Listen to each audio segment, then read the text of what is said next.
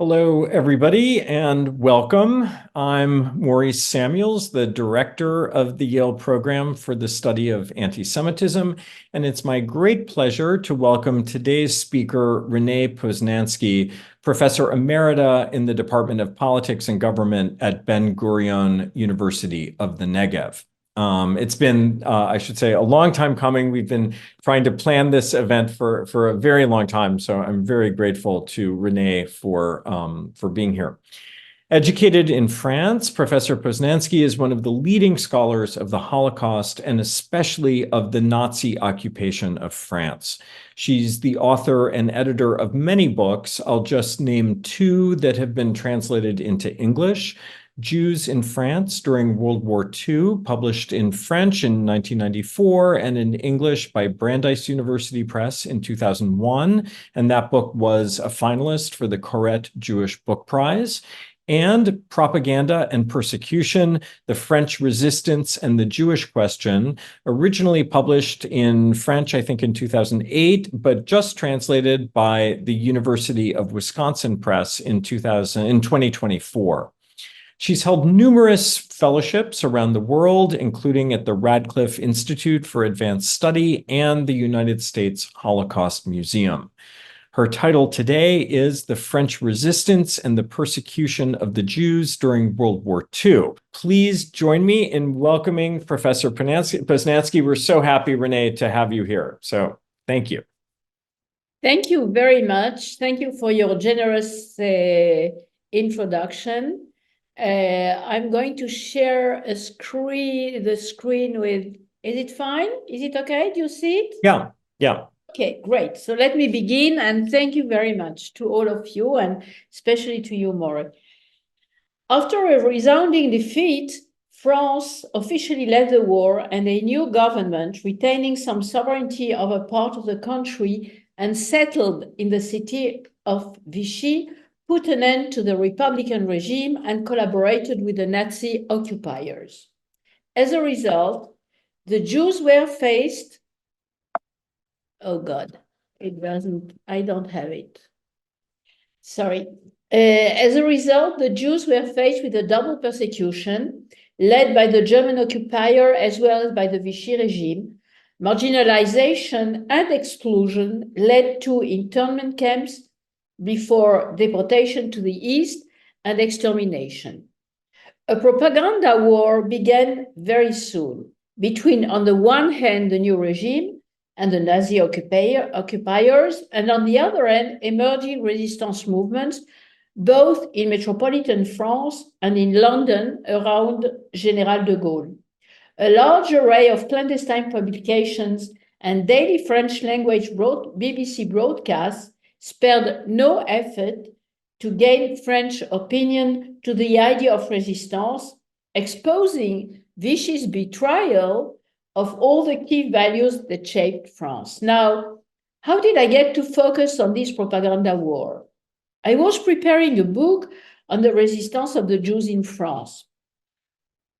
The Jewish groups, meaning the Jewish underground organizations, published a rich corpus of clandestine publications, most of it emanating from Jewish communists, newspapers, leaflets. In order to understand in which propaganda context those Jewish newspapers were being published, I went through the underground press issued by the French resistance movements.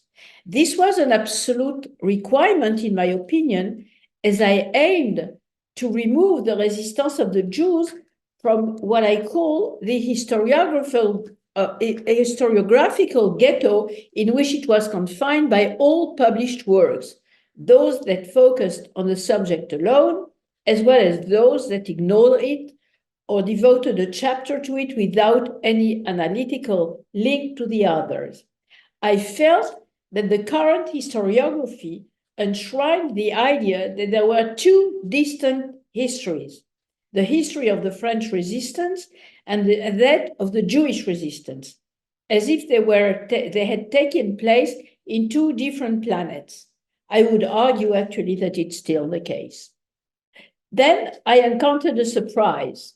As far as the persecution of the Jews was concerned, the propaganda material issued by the French movement and the French clandestine press published by the Jewish groups didn't seem to meet.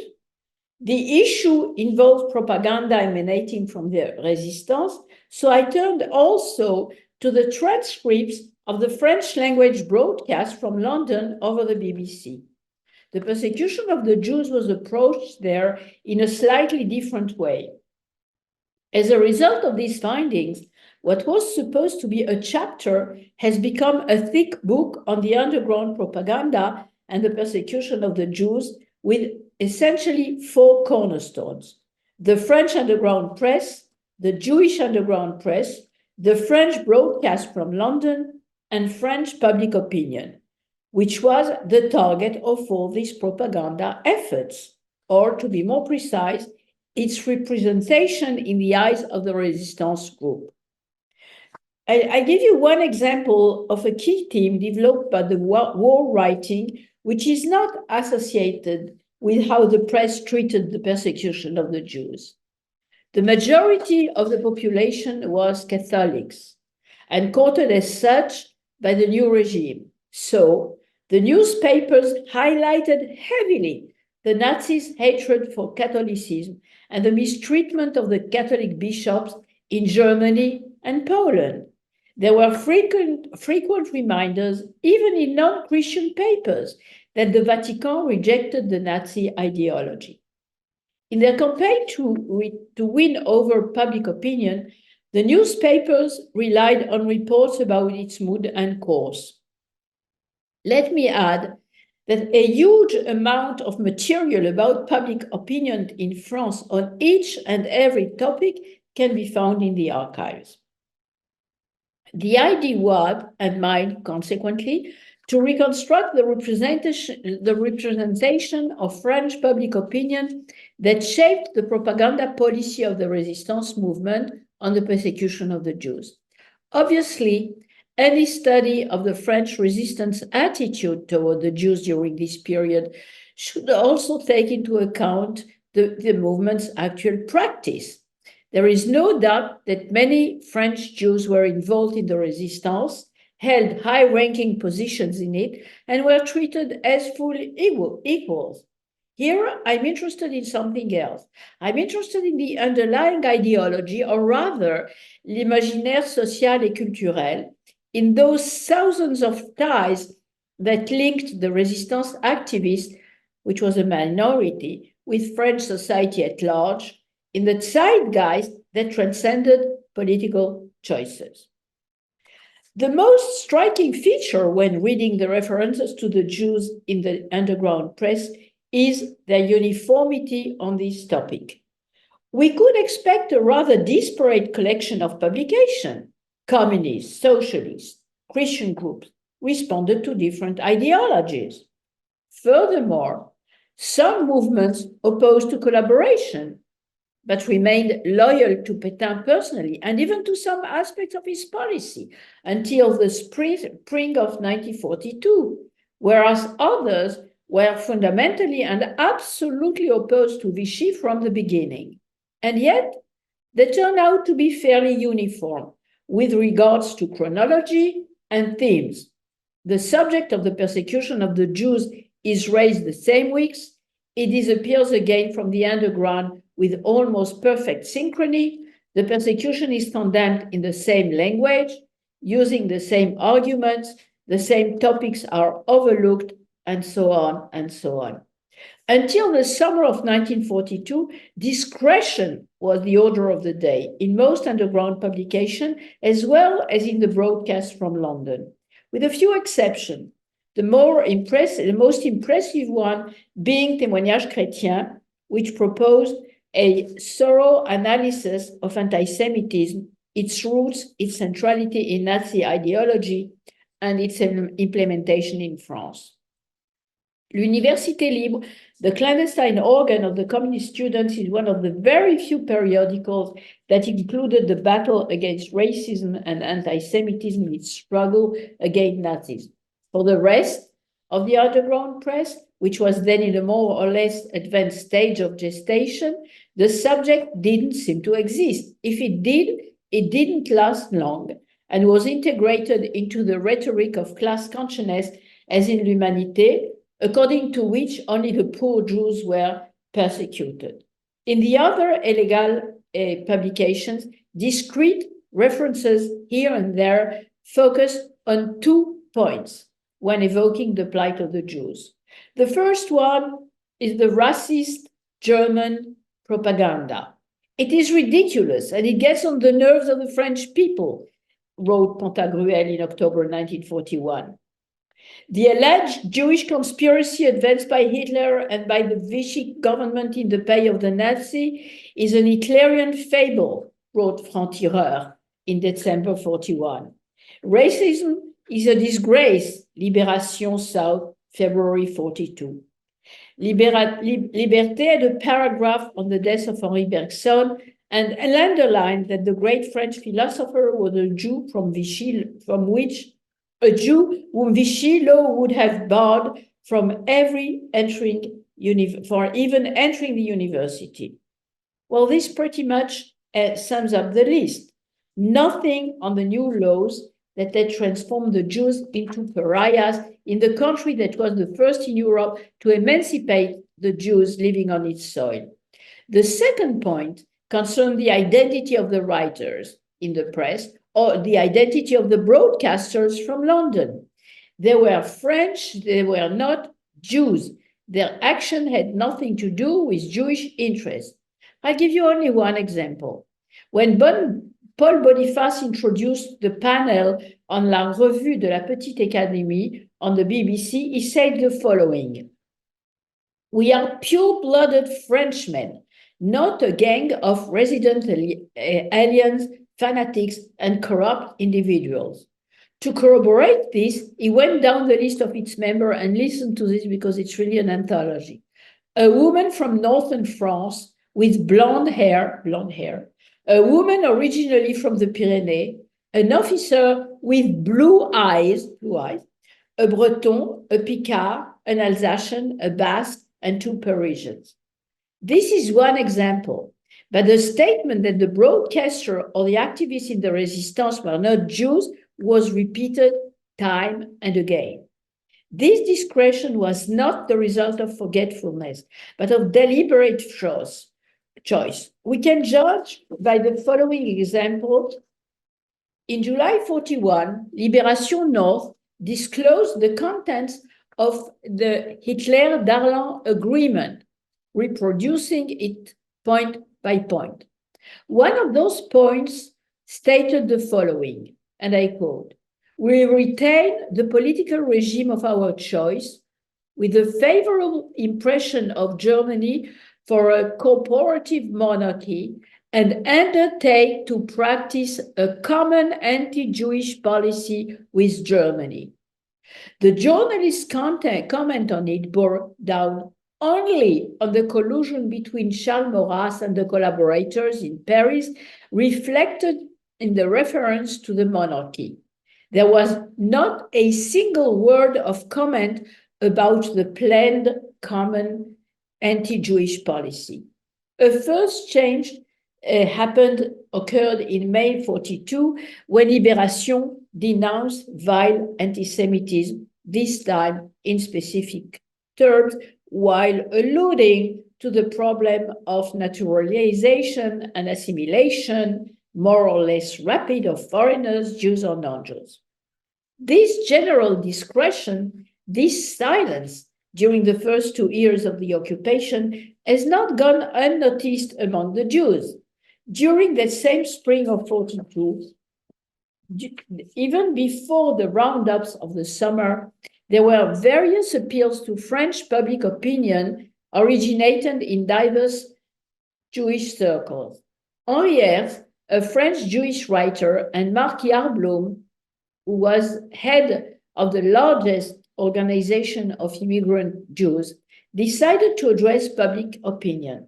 5,000 copies of a leaflet under the title of "Silence is an Accomplice of the Crime" were printed on green paper and became known as the document vert and widely distributed. Le document vert aimed at making the French population aware of the various facets of the anti-Jewish persecution. More than 200 laws, decrees, rulings, and bureaucratic memoranda have been issued against the Jews since 1940, seeking by an implacable progression to uproot them from France, to deprive them of the ability to make a living, to deny them the very right to love their country, the text stated. The French responsibility was denounced in no uncertain terms. No concession was made to the fundamental values of the new regime, and it spoke in a single voice for all Jews, both native-born and immigrants. But the main thrust of the document vert was above all stirring the public to break its silence, to take a stand and to protest. Have the Jews no possible recourse?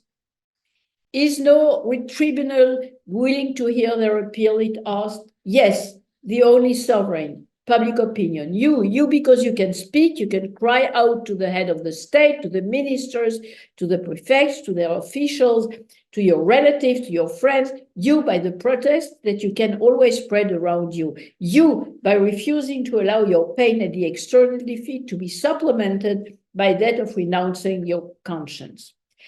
This appeal to public opinion was not an isolated effort.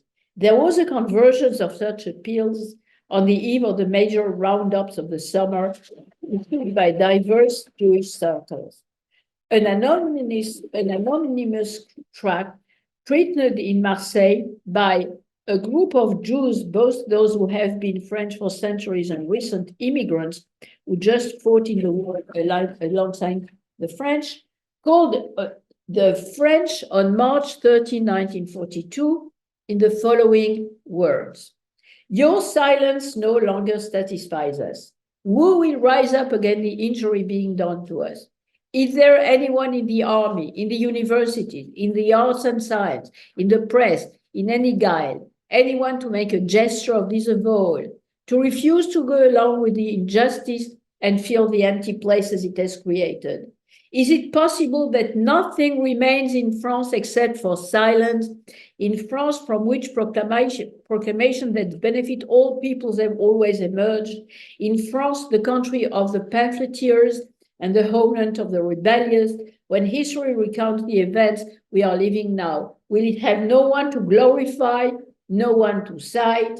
Is it true that authors and intellectuals, that French opinion has agreed to keep bowing down for so long? Is it true that no one says anything, that no one writes anything, that no one will say anything, that no one will write anything? No one dares, no one wants to answer himself, no one. And there are many texts of this kind emanating in the archives of the Jewish organization. This kind of appeal to enlightened opinion seemed feasible because the relation between society and the authorities were undergoing a profound change. The Vichy regime no longer enjoyed the grace period of the immediate post-armistice period. A tendency to fiercely reject the occupier was manifested in the letters intercepted. It was also in April and May of 42 that the editors of the Cahiers du Témoignage Chrétien, the exception I was referring to previously, were working on the pamphlet Antisemites, 20,000 copies of which circulated in the Free Zone starting in June. Echoing the document vert, Father Chaillet also brought up the shame of silent complicity. In the next pamphlet devoted to the rights of human beings and Christians, the chronicle of the anti-Semite deeds of the southern zone was reported under the heading Silence and Complicity. But the Cahiers constituted an exception. Before the German imposition of the Yellow Star in the occupied zone in June 42, the Jewish fate was not an issue in the general underground press. This same discretion can be found in the reports drafted by Jean Moulin, for de Gaulle on the situation in France. In his first reports, there was not the slightest allusion to the persecution that was taking shape against the Jews. It was not before September 13, 1942, that Jean Moulin broke his silence, and I'm quoting. The situation in the unoccupied zone is changing rapidly as a result of the increasingly pronounced oppressive measures being taken by Vichy. The arrest of foreign Jews and their handing over to the Germans, and even more so, the disgraceful measures adopted with regard to Jewish children, of which the general public was initially unaware, have begun to stir the popular conscience. The position adopted in this respect by a number of leading French prelates, and especially the Archbishop of Toulouse, the Bishop of Montauban, and Cardinal Gerlier, were important in promoting this movement of disapproval. Numerous acts of solidarity attest to this mood. Everywhere, Catholic and Protestant organizations are engaged in protecting Jewish children. The turnabout in Moulin's reporting was due to the change in the population's attitude toward anti-Semitic measures. And it is in this context, by referring to this change, that Moulin mentions them in his reports to London. This reversal led also to a complete turnabout when, in the clandestine press, when the Parisian Jews were commanded to wear a yellow star in June of 42, and even more so after the massive roundups of the summer in both parts of France. The yellow star, the emblem of the persecuted, the swastika, the target for patriots' bullet. This is the response of French youth to the vile anti-Semitic campaign conducted by the Boche and their traitors. You could read that in L'Avant-Garde, the organ of the communist youth, in July 42. French youth were called on to demonstrate by all means their sympathy for those who wore the yellow star. Libération South denounced the Saint Bartholomew's Eve on July 16 in Paris, referring to the roundup during which more than 13,000 Jews, men, women, and children were arrested in Paris. The manhunt, which was extended into the Vichy-controlled zone, led some 6 weeks later to descriptions of the horror in an issue of the same newspaper, of which 70,000 copies were distributed. Why? Wondered the writer. Because that's Nazi Germany is like, he replied, adding, but how can France, even crushed, accept it? Expose the horrors of Paris. Expose your solidarity with all the victims, shelter them, hide them, refuse to allow France to be soiled, fight with the resistance movements against the Nazi hangmen, their traitors. The condemnation was unanimous. Everywhere, even in the communist press, it was based to a great extent on pastoral letters that some clergymen had read out in their parishes, in which they condemned in no uncertain term the assault on humanity represented by the mass arrest of the Jews. These letters were frequently published in full. From the end of 1942, however, discretion regained the upper hand. While formerly the newspapers had covered the arrest and not the deportation of the Jews, now deportation became the hot topic of the underground press, where it continued to play until the liberation. But this was the deportation of French forced laborers to Germany, not a word on the racial deportation, as they would be called later. There was only very occasional mention of the Jews and their fate. One would scan it in vain for reports about the extermination of Jews in Poland. The first issue of Témoignage chrétien for 42, again, Témoignage chrétien was an exception. It was devoted entirely to Poland.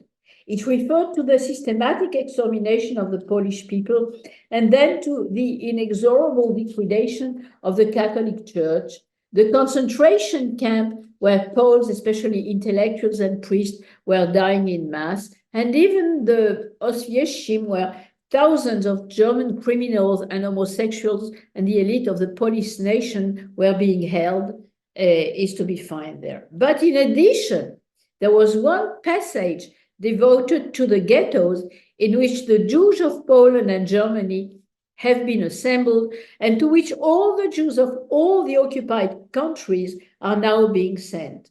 And there is a description of the mass shootings and gassing. And this account of horror concluded with the following lines.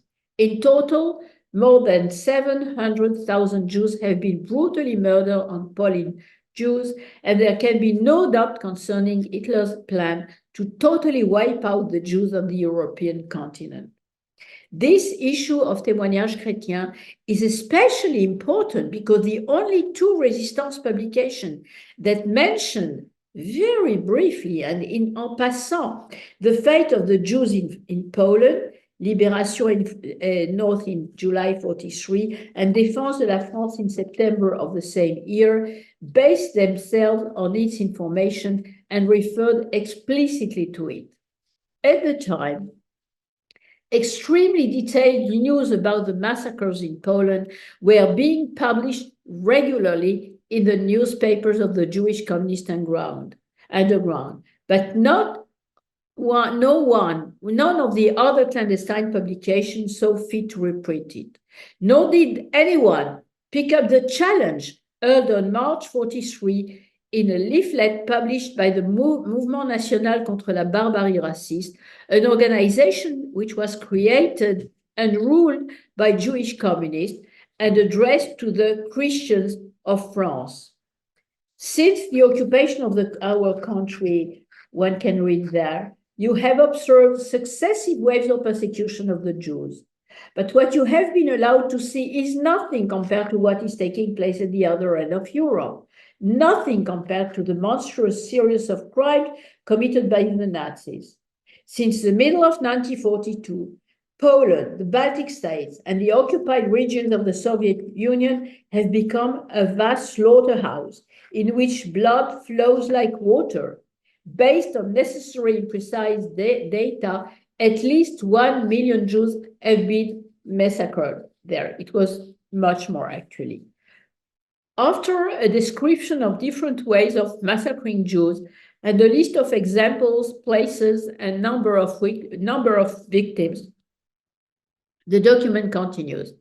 Despite the effort of the criminals to keep all of these atrocities secret, everywhere the alarm is spreading and emotions are intensifying. Everywhere the churches are taking the initiative to protest against the executioners and to express sympathy for the victims. Christians of France, you ought to raise a loud protest of Christian conscience against the criminal and their accomplices. You must take the initiative for a major campaign to shake up public opinion. But this call went unheard. It was probably not by chance that this tract addressed specifically to the Christians of France circulated immediately after the publication of the aforementioned issue of Témoignages chrétiens. It seems likely that the authors of the Jewish underground press rushed into the tiniest open breach in their attempts to put an end to the silence that unfolded the extermination of the Jews. But the main underground publications, Combat, Libération, Franc-Tireur, L'Humanité, remain completely silent. The reasons for this discretion practiced, except for a short period in the summer and fall of 1942, are certainly associated to a large extent to the propaganda campaign waged by the German and by the Vichy regime, to the effect that the resistance was a tool of the Jews, that the Jews were its inspiration. In short, that the war against the Germans was a Jewish war. The archives of the Free French movement in London revealed that the numerous reports and conversations here and there concerning de Gaulle's Jewish entourage were always the subject of carefully filed notes. As Jean Escarrat A law professor who joined de Gaulle's cause in January of 1941 wrote to Renée Poznanski, who handled foreign affairs for the Free French. As he wrote, one of the dominant elements in the propaganda conducted in France against the Free French cause invokes the Jews' control of the de Gaulle's movement. Accusing of waging war on behalf of the Jews and to their profit, the resistance movements found themselves on the defensive on that front. They had to demonstrate that they were genuine patriots and not in the pay of foreign elements. Combat, in its first issue in December 1941, justified itself in the following terms. We are aware in advance of how the imbeciles and traitors will reproach us. We will be accused of Gaullism, communism, Judaism, Anglophilia. We are fighting for the independence of France. And first, we have secured our own. Our voice is authentically French. The day will come when we will prove that. Thus, any reference to the Jews' fate required clear precautions. It was better to hide behind well-known and respected figures or adopted celebrities. Clandestine papers could reproduce without comment, for instance, the letters sent by the Catholic author Paul Claudel to the chief rabbi on December 24, 1941, in which he expressed his disgust, horror, and indignation in the face of the maltreatment of which our Jewish compatriots are the victims. An alternative angle was an attack on a work of propaganda with a manifestly German origin. The movie version of Jude Seuss, an attack that actually targeted the detested occupier and aimed at anti-Semitism only indirectly. This can be judged from an article published in Liberté in July of 1941, when discretion was the order of the day. The German movie Jude Seuss is being forced on us on all the screens in the free zone, in all the theater where it is shown. Incidents proliferate. Why? Because it's German? No, we have no problem admitting that artistic productions, musical, dramatic, cinematic, reach us from Germany. Because we have a special fondness for the Jews? No, it's because we love and respect France. If France has a Jewish problem, we want it to be solved like all domestic problems in the French manner, not through hatred, which builds nothing, but through justice. This insidious film wants to make us forget the most dangerous enemies of our country and of Europe by focusing exclusively, not the exclusively, on the Jews, the resentment that defeat has planted in our hearts. True Frenchmen remember that in Germany they began with anti-Semitism, only to continue with anti-clericalism and to wind up with anti-Christianity. Everything that the Nazis charged to the Jews' account, they have themselves done and continue to do 100 times over. Never forget that. Long live France, long live truth, long live liberty. As you can see, the thrust of the ideological assault is not a direct criticism of anti-Semitism, but a condemnation of the call to hatred. Anti-Semitism is presented as announcing anti-Christianity. And here again, the desire to assert genuine patriotism, even when one seems to be defending the Jews. Finally, we have a theme that would recur when the period of discretion came to its provisional end, an allusion to the Jewish problem as a known phenomena, but one that can be settled, it is hoped, in a French manner. But even during the period of protest, all the newspapers featured the same highlights and same themes. In this respect, the October 1942 issue of Combat constitutes a representative example. The foreign Jews, the vanguard of French Jewry, and of all the French people are suffering the Nazi persecution and enduring a painful martyrdom. Their martyrdom and persecution make them more precious. all those who suffer at the end of the Germans, whether Jewish or not, whether communist or not, are our brothers. Their tormentors, German or French, will face a reckoning one day. As it appears here, the Jewish are the victims of German Nazism, the enemy of our enemy, and they are depicted as the leading edge that announces assaults on the entire French nation. There are abundant examples in this vein. The same idea can be found everywhere. Thus, Défense de la France, Robert Tenaille wrote, those who are still so stupid as to rub their heads and say, it affects the foreign Jews, not to make a slight effort to understand that after the foreign Jews will come the turn of the French Jews, and after the French Jews, that of the French themselves. We seem to be on this path with the conscription of forced labor. And because the conscription campaign is proving to be a total failure, we will soon see the invitation replaced by compulsion.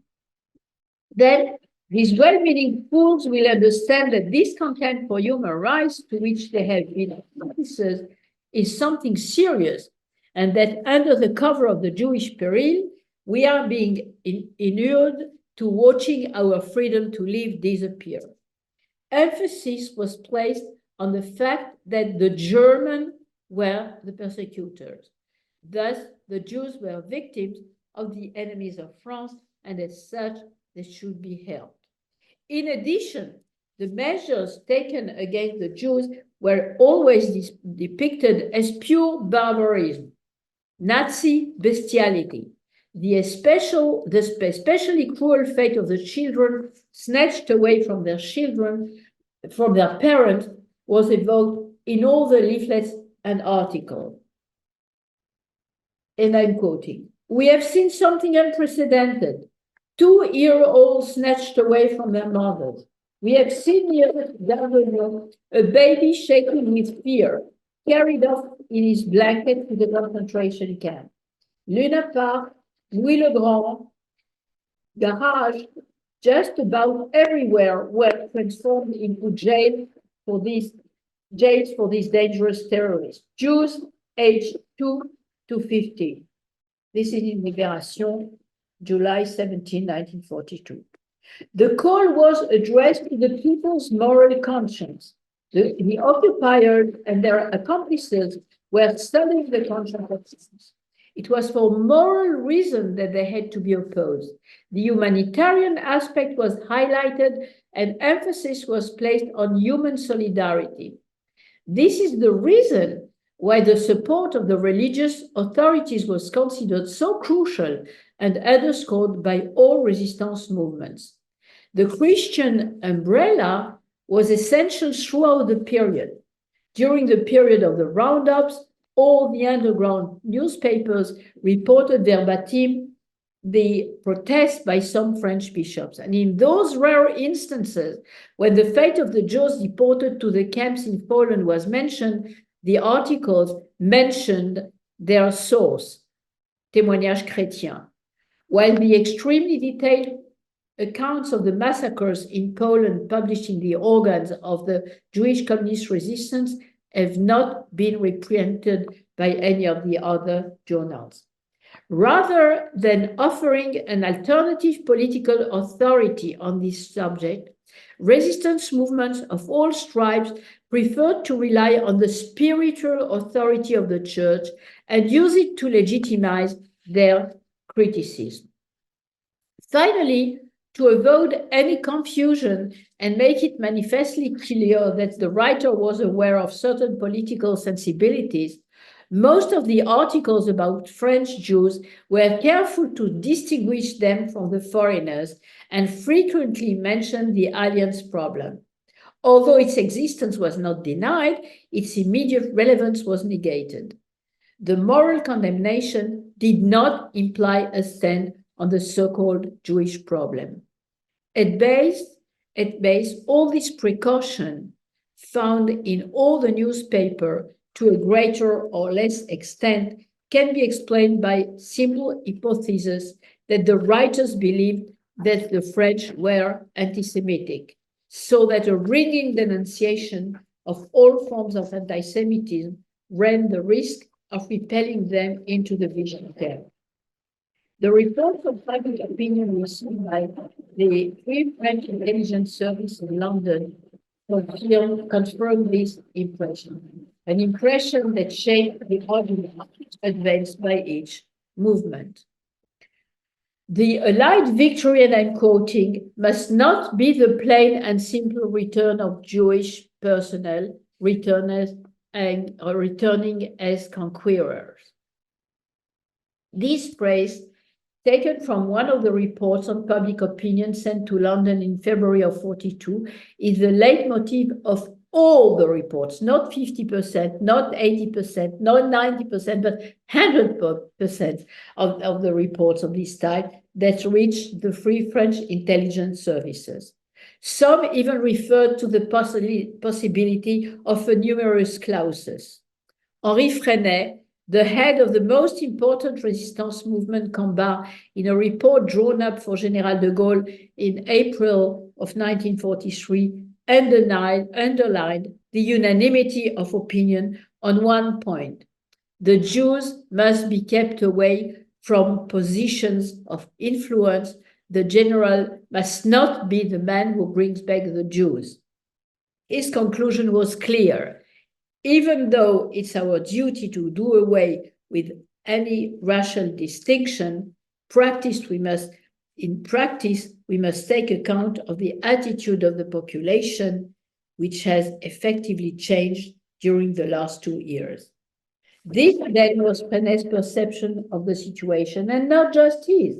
The French are or became anti-Semitic. There is a Jewish problem, expression of solidarity with those who are being persecuted by the German barbarians should not be mixed up with the disappearance of a stereotype that associated the Jews with everything that in the 30s caused harm to France. And here we get to the conclusion, this famous or infamous Jewish problem. Indeed, I believe that the so-called Jewish problem, on which everybody seemed to agree before the war, produced a cognitive matrix that imposed its rules throughout the period. It muddled the definition of anti-Semitism. Only those who actually endorsed the Nazi horrors were considered to be anti-Semites. After you uttered the sacred preamble, "I'm not anti-Semitic, I condemn the Nazi atrocities against the Jews," you could engage in a so-called objective and perfectly legitimate debate about the problem the Jews pose from France. Long before the new regime of Vichy, born of the catastrophic defeat of the press, all of the most pressing subjects seem to be related to a burning Jewish problem, which was the order of the day. The torturing state of the Republican regime, the crisis of French society or culture, the international crisis leading to war, the foreigners who were knocking at the country's gates, the refugees who arrived by the thousands, the outsiders who were invading certain professional, cornering influential positions, the Jewish solidarity practiced at the expense of the true French people, and so on and so on. All were topics that invited discussion of the Jews' share of responsibility for them. The attitude of the French elites, and consequently of the population at large, was not summed up by the sacrosanct dichotomy between those who were anti-Semitic and those who were not. It revolved around attitudes about one or another element of the alleged Jewish problem and ways to resolve it. There were not many exceptions. I would say is that Marc Bloch was one of them. This gloomy atmosphere spared no one in the wake of the French capitulation and made things easier for the Vichy authorities. It weakened public resistance to the main themes of the German-sponsored propaganda and encouraged acceptance of the explanations offered by the lawmakers of the new French state when they referred to a problem whose existence was acknowledged by all. it was perfectly legitimate to propose new solutions as part of the project for reconstruction that was the order of the day. On this front, too, the debate was open, although the answers diverged. The tenet that laws were required to deal with the Jews' place in French society was rarely called into question. The horror of the Nazis' anti-Semitic atrocities covered up the seriousness of the legislation adopted by the French government. The repulsiveness of the Nazi propaganda that demonized the Jews concealed the monstrous nature of some of the official commentaries that accompanied the enactment of anti-Semitic measures. Many in the circle that soon became involved in underground activities were not far from sharing all or part of the analysis that had led to the adoption of a numerous clauses for the Jews. This was the case in London as well as in metropolitan France. And in these conditions, how could one speak out clearly? This reticence applied especially to propaganda material, where everything had to be stated in clear and forceful language that was incompatible with the nuances required for examination of the Jewish problem. Hence, it seemed preferable to simply avoid the issue, all the more so because the arguments highlighting the Jews' responsibility for the war or the defeat sank deep roots in the popular mind. For a large segment of public opinion, it was a Jewish war that was taken for granted. The defeat had muzzled the Jews, but perhaps a British victory would carry the risk of restoring their hegemony by reinstating them in their right. So defensive tactics were required, and the decision was made not to challenge public opinion on such a controversial, sensitive, and complex subject. That was the price they were ready to pay for nurturing the vital cooperation between the resistance and the people. There was, however, a different voice that followed a different path. Témoignages Chrétiens did not play the consensus game. From the outset, the publication took an unconventional position and did not hesitate to assert a spiritual leadership and unambiguously denounced the anti-Semitic practices of the new French state, as well as the Nazi ideology. Their editors did not view the persecution of the Jews as a marginal phenomenon. For them, it was the very heart of the Nazi project. It was the soul of France that was threatened, and any concession to the rhetoric of the Jewish problem played into the hand of its enemies. They remained alone on that path. But its very existence demonstrates that another option was possible. Allow me to read the last words to the Jewish communist activists that throughout the occupation praised the population's unfailing support for the Jews and advocated time and again the union between the French and Jewish resistance. Here is what we can read in the issue published in August of 1944.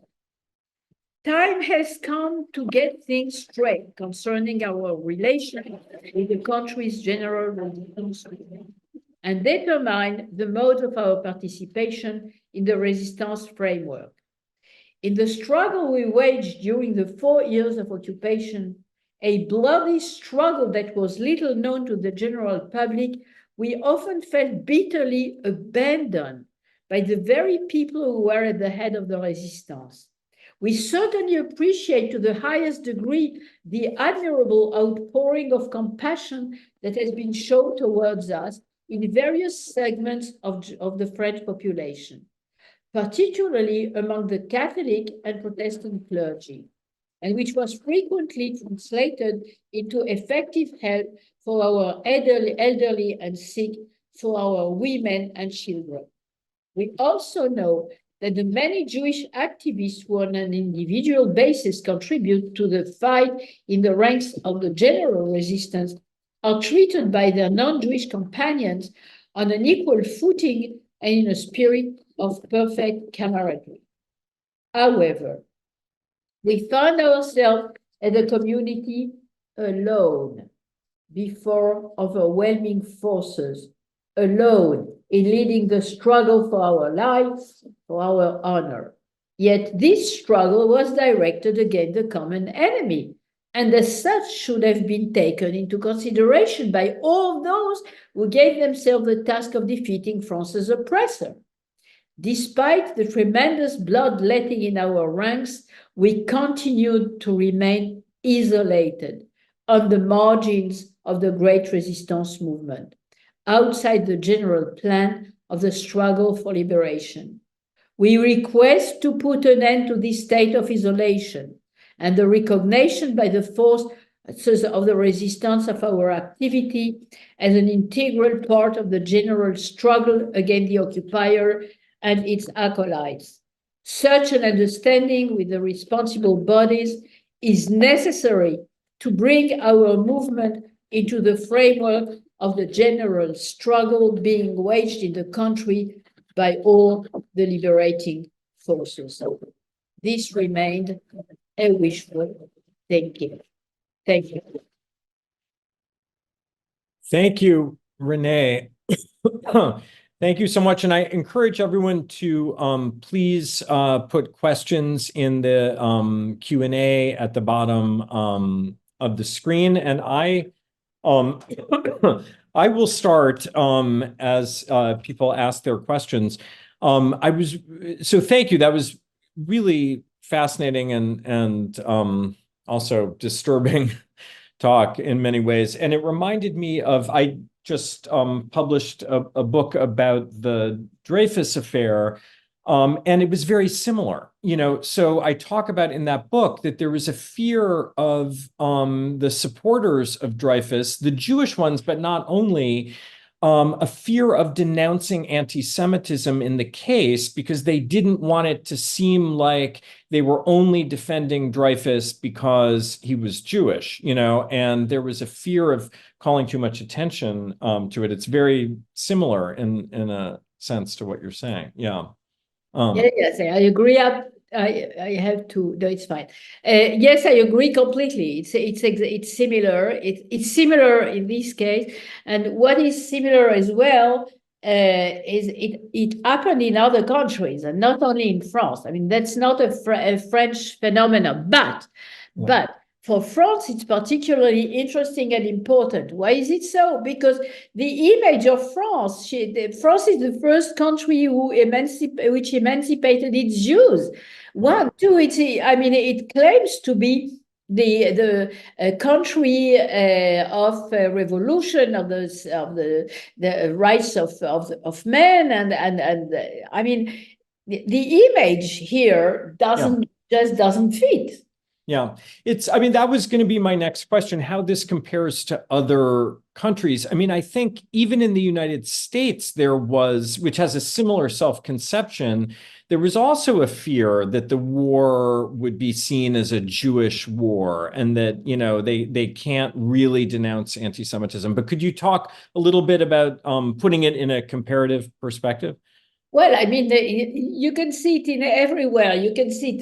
The British tried. They didn't let the Polish at the beginning to diffuse the news about what was going on in Poland. The Poles actually were not so eager to reveal what was actually being done to the Jews, and when eventually they did that, afterwards they began to be afraid that this would cause harm to the Polish cause, and they tried to say that, well, it's all of the Poles which are being targeted, and the British. I read all the instructions given by the British to the broadcaster of the BBC, and at the beginning they said, "Okay, go ahead with the anti-Semitic, what's happening to the Jews," and then they say, "Then show that it's part of what's being done to the Polish, and then they asked to underline what was happening to the Polish intellectuals and everything, and forget about the Jews. I mean, it was really something which happened everywhere. But again, I think that France is an interesting case to study because of its really its image, and I mean, in Europe, and we could expect that. I mean, those people, those good guys, because they were the good guys. No doubt about that. Yeah. They were good guys, but they were afraid. And some of them, the truth is that some of them, not only they were afraid of the propaganda, but they were sharing the idea that France has a Jewish problem. Mm-hmm. Right. So one of our colleagues wrote, fascinating talk and devastating. From what I know, the resistance in the Netherlands acted very differently, calling frequent attention to the loss of civil liberties for Jews, for Jewish fellow citizens. To what degree might this attitude, we attribute this disparity to the division of France, to the fact that the citizenry was physically and maybe even politically divided more so than the Netherlands? Well, I'm not very acquainted with what happened in Netherlands, but yes, in February of 41, I mean, they were the only one to demonstrate against what happened to the Jews. About what they wrote in their clandestine press, I must say that I really don't know. About the reasons why it might have been different, if it was indeed different. No, I don't think that the division was the case, because it's, as I said, that was my first surprise, and that was the reason why I decided that there is something to be I mean, looked up, and there is the fact that so many ideological, political differences, and yet exactly the same attitude, same words, same expressions, same precautions, same time talking about, same time not talking about it. I mean, it was as if all the resistance newspapers spoke in one voice on this topic. And they didn't speak in one voice on the other topics. So it was really, really fascinating to see that. And that's the reasons why I thought, well, that's not related to their ideology or to what, I mean, there is something much deeper in that. And even Jean Moulin, I mean, Jean Moulin, he was talking about the repression against these and these, but nothing about concerning the persecution of the Jews. And actually, de Gaulle didn't pronounce the word Jews during all the occupation. Not even one. I mean, he only, when he wrote, that's interesting, when he wrote that the French the Jews would get their rights back after the liberation, he wrote to the World Jewish Congress, I mean, to the American Jews, because as you know, and this is, of course, like that, I mean, the American politics is under the influence of the Jews. So he has to, I mean, that's completely incredible. Yeah. Right. I mean, you know, I know you don't want to speculate on what's inside their hearts, you know, but like, are they actually anti-Semitic, or are they just fearing that everyone else is anti-Semitic, so they're scared to do it, or some combination? I think that the term anti-Semitic is problematic, because if you use them nowadays, especially when you talk about World War II, it's immediately the connotation is the extermination of the Jews.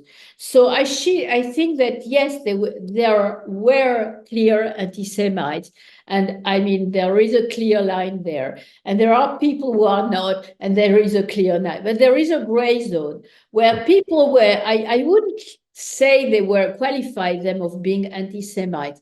I would say, I mean, this dichotomy is too simple. I would say that the problem is much deeper, much larger, and much more nuanced. The thought that obviously, or probably, France has a Jewish problem, and some would say that this is the problem, others would say that this other thing is a problem. What is really interesting is that before the war, even Philo-Semites, and by Philo-Semites I mean people trying to contradict all these anti-Semites, were relying on the statistics distributed by the anti-Semites and say, well, but maybe Bloom shouldn't have brought so many Jews in his government. Yeah. Oh, well, the newspapers shouldn't be so much in the hands of the Jews. I mean, while the Jewish organization, the Consistoire, was publishing statistics showing that this was not the case at all. But even the Philo-Semites based their argument on those statistics. Yeah, that's really interesting. Okay, we have a lot of other questions I want to try to get to. So here's one. Can you speak about the Jews who participated in the French rather than specifically Jewish resistance? And how did they reconcile themselves with the attitudes you document? So you mentioned Marc Bloch, for instance. One also thinks of Renée Cassin. It's not only Marc Bloch and Renée Cassin, and in that case, both of them did a lot to try and have an influence in a way or in another. Marc Bloch, I would say this. There were many Jews in the general movements, and they were accepted as equals, completely equal. They did find an alternative society to the society which was the legal society in France during the occupation. Because they joined these movements very early, and you know, in a clandestine organization, you don't have any democratic elections. They gained authority, and they were very often even leading those movements. But they had to take into account there was the general, they were even more cautious than others, and had to take into account the majority. Now, what was in their heart is difficult to say. Some of them, they were French. They joined those movements as French people. And I certainly don't want to reappropriate them to the Jews. They were French, and their motivation to get into those movements were French motivations. Yet, because they were so numerous, this large participation has a collective meaning. And this is very interesting. It's a complicated story. I'm writing about that now. But I mean, I really think that it's important to say. And some of them, you know, how can you say that they were not aware of that if somebody the head, one of the main resistance leaders, who was a Jew, didn't write anything about the fact that his parents have been arrested and deported. I mean, to his fellow comrades, and some of them did say something about this silence. So it's very difficult, but they had to deal with it. Yeah, so along those lines, there's a question, and everyone is praising the talk, so I'll skip that part. But so I was interested specifically in the position of Combat, the clandestine version. I felt in what you quote the desire that the suffering be universal. And so was that the source of this blindness towards Jewish suffering? And the person says, people are often criticizing Camus for not saying enough about the specificity of Jewish persecution, including by the French. Does that seem right to you? Is it that desire to universalize? I think it's not enough an explanation. I mean, that's a way that to go away with the more complicated explanation. And I mean, the people writing about the resistance just erase the question of the Jews, and they don't. This is really interesting, and even now, I mean, there is people writing about the resistance. Most of them, the huge majority of them, do as if the topic was not relevant for the resistance movements, and in a way, it might very well be that they felt that maybe it's better not to touch it, but it's not because they didn't want. I don't think so. Maybe for some of them, but I think that deeper, it was really that question that, well, we don't really know how to deal with it. There is a problem there. We don't really know how to deal, and if we don't know how to deal with it, better not to take any stand on the topic.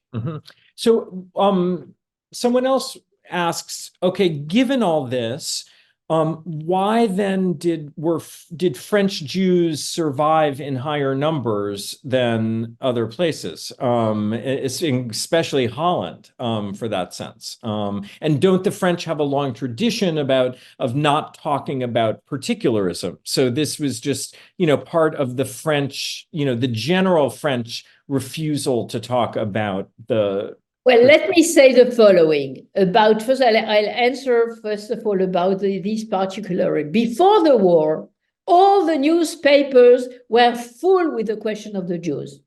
Full. I mean, and suddenly the moment the persecution began, silence. Right. But that was the anti-Semites. So there's the No, everybody. Right. Okay. Everybody. To refute, to take only one aspect, to everybody.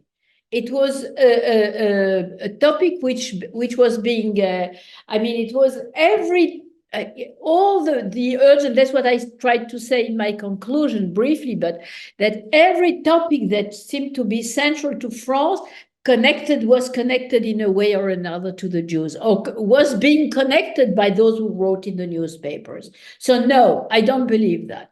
I don't believe that. About why the French Jews survived in higher numbers. Yeah. Oh, that's the big question. It's not. Let me say that it was not thanks to the resistance movements. That's the first answer. Let me add that it's not thanks to or certainly not all of it thanks to the French population. Although this is extremely trendy to say nowadays in France and to write about nowadays in France, as if the French population saved the Jews. No, some of them were very helpful, but they didn't survive. They just lived. They were not worried by they lived in a terrible life. They were threatened. They were afraid all the time. They were trying to do their best to be very, but no. The other thing is the war ended very soon in France, very early in France, in the end of August 44. Had the war been longer, I don't know what would have been the statistic. Think of the fact that toward the end of the war, 60,000 Jews lived in France. Were left in Paris, 60,000, 30,000 of them wearing the yellow star. So that leads us to the main reason, the Germans. That was the result of their tactics. And thanks God, their tactics failed. If you in many ways, if you compare it to what they wanted to achieve, and when the tactic failed, and we can thank also the Italians. Right, but wasn't that partly because they were afraid of awakening French, protest compared to other? No, it was much easier to rely on the Vichy government.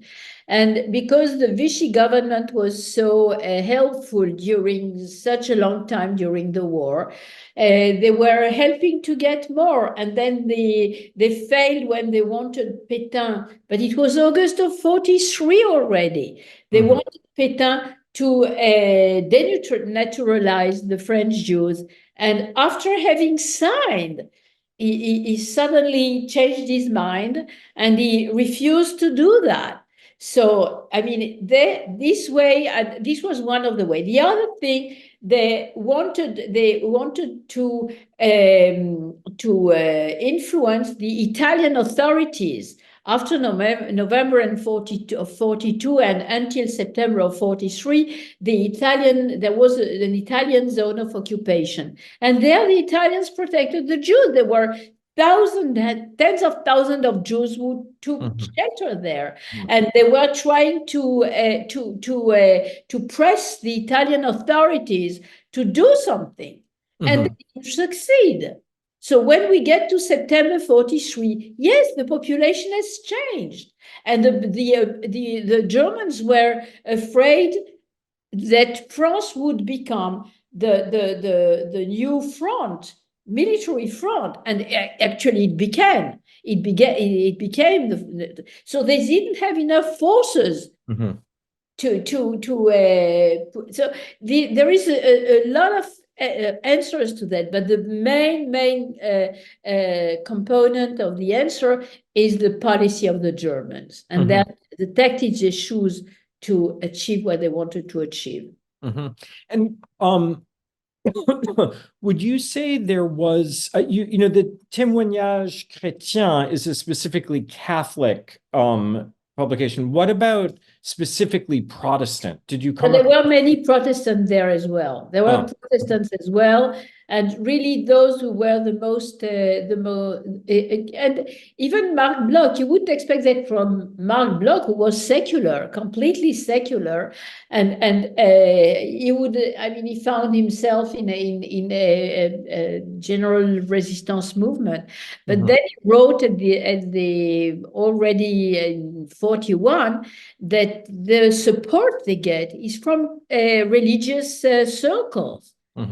I mean, they were, let me say that in a way, de Gaulle and the religious circles in France saved the honor of France. Yeah. Right. Someone's pointing out that, when the Nazis wanted to, like in Hungary, for instance, they were able to deport mass amounts of Jews very quickly. That they obviously the situation. That's true. Yeah. So a question from somebody about the nature of the anti-Semitism during the occupation. Do you think it was an outgrowth and kind of the same as the anti-Semitism of the 30s? Was it just a continuation of that, or did it change somehow during the occupation? I wouldn't be able to. I mean, I tried to focus more on the representation of what the French population thought about the Jews, and actually, the representation was that it changed, that actually it got deeper, and more people were anti-Semitic, etc., etc. That the German propaganda had its influence, its impact on the anti-Semitism. I'm not sure this was the case. I'm not sure, because if you read the fact that if you read the letters, for instance, not the reports, all the reports written by resistance members noticed or underlined the difference between the fact that it has, under German influence, it grew deeper and more. But if you read all the letters that were sent to the BBC, you can see that from the beginning. You can see that all along the war, and I didn't see any difference. Okay, I'll ask you one last question from someone which you probably won't want to answer, but can you say something about the situation of anti-Semitism now in France since October 7th? Why shouldn't I say something? I mean, I can say something. It is growing.